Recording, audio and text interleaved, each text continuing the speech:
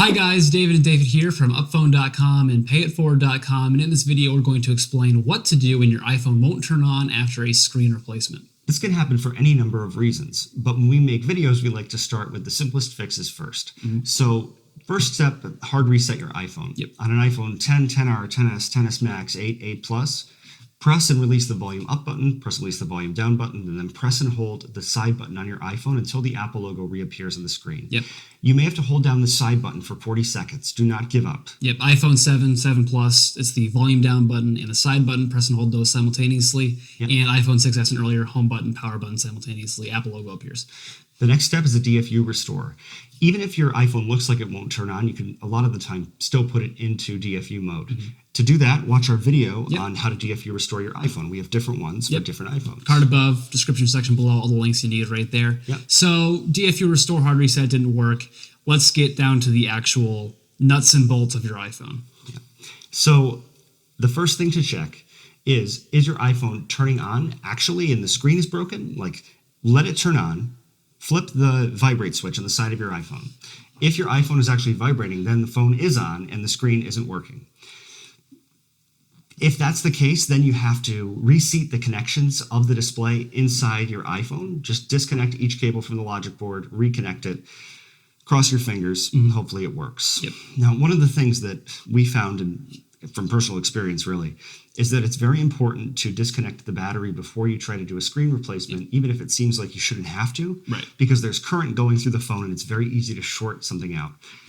The other piece of it, which is the unfortunate thing that happens sometimes, is that the pins, as you have found out, when you reconnect a replaced screen on the logic board, it's very sensitive. So sometimes you could bend those pins and then you'd have to try a new display, or you'd have to, the logic board could be fried.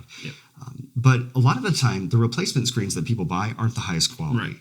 So sometimes it's a good idea just to buy another replacement screen on Amazon or wherever you bought it and try that one on your phone. We'll give them a link to the Amazon screen replacement stuff. There's lots of good replacements, good options. Just read the reviews. Even at Apple, sometimes we get a bum part out from the Genius Room. We have to, send it back. Try another one.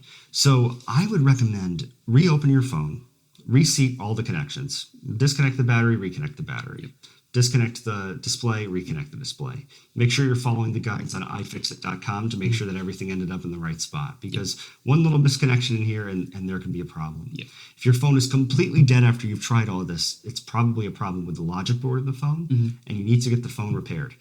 Before you go to Apple with a replaced screen, get rid of the replaced screen and put the original screen back in your iPhone, even if it's cracked. Because Apple won't touch a phone if the Genius Bar or give you an out-of-warranty replacement price, if it has a third-party part or non-Apple part has been installed in the phone. So sometimes people would come into the Apple store and they'd have a third-party screen in the thing, and we could say, like, we can't help you at all.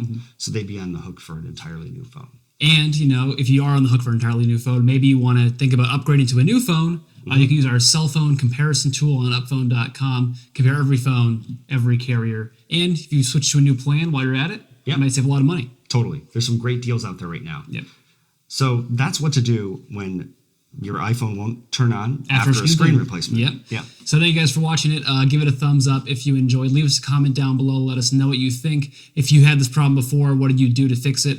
And don't forget to subscribe to this channel and click the notifications bell to get an immediate alert when we upload a new video.